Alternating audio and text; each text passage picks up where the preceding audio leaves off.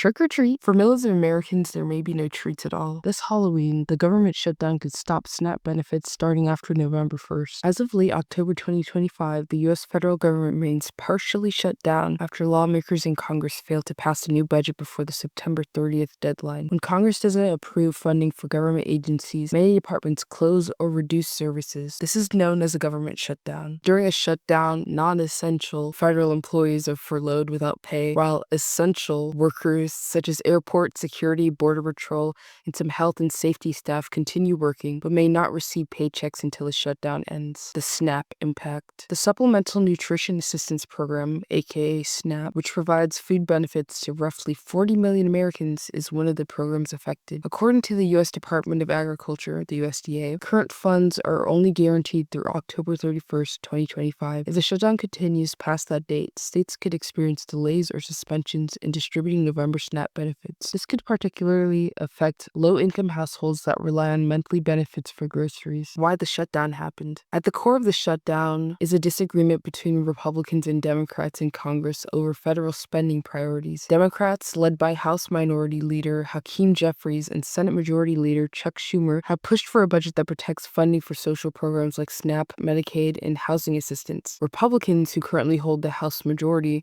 have sought deeper spending cuts and objected to including additional funding for programs such as Affordable Care Act subsidies and climate initiatives within the stopgap funding bill. Negotiations are largely centered in the House Appropriations Committee and Senate Budget Committee. The leadership from both chambers and the White House are directly involved in tasks. Who's being blamed? Public opinion polls show that Americans are divided over who's responsible for the shutdown. A Quinnipiac University poll found that 45% of voters blame Republicans, including President Trump, while 39% blame Democrats. Analysts say this split reflects frustration with political gridlock on both sides rather than clear support for one party. Other effects beyond SNAP. The shutdown affects far more than food assistance. Transportation Security Administration, or TSA, lines have grown longer at airports as unpaid staff call out for work. National parks and museums are closed or partially staffed. Federal housing programs and student aid offices have slowed operations. Small business loans and research grants are also delayed. What happens next? To reopen the government, Congress must pass an appropriations bill or a continuing resolution, which is a temporary measure that extends funding at current levels. Once both chambers pass a bill, it must be signed by the president to take effect. Until that happens, agencies can only operate using limited leftover funds or emergency reserves. If an agreement is reached soon, SNAP benefits could resume on schedule in November. If not, millions of households may experience delays and broader federal services will continue to slow. What people can do if SNAP benefits stop. If SNAP funding pauses, states and local organizations are expected to step in temporarily to provide food support. Here are some options people can turn to if benefits are delayed. Local food banks. The Feeding America network and many local nonprofits often increase distribution during shutdowns. You can find food pantries by zip code at feedingamerica.org/find-your-local-food bank. The link will be in my description. Community meal programs. Churches, schools, and community centers frequently offer free meal programs, especially for families with children. WIC program. Women, infants, and children. Some states maintain separate funding that may allow WIC benefits to continue even if SNAP is paused. State emergency funds. Certain states such as California, New York, and Illinois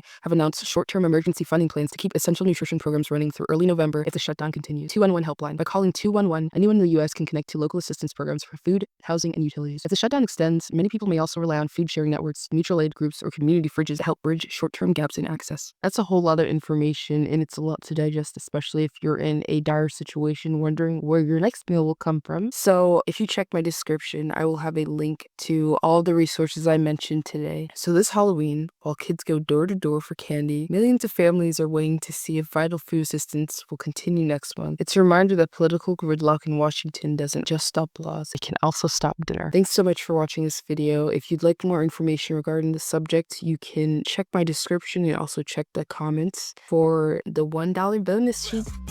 Can't get any better than that. It's an additional bonus sheet with more information that goes into more detail on the subject in a digestible way. And it's really good if you want to further educate yourself. Buy that to support me, low-key.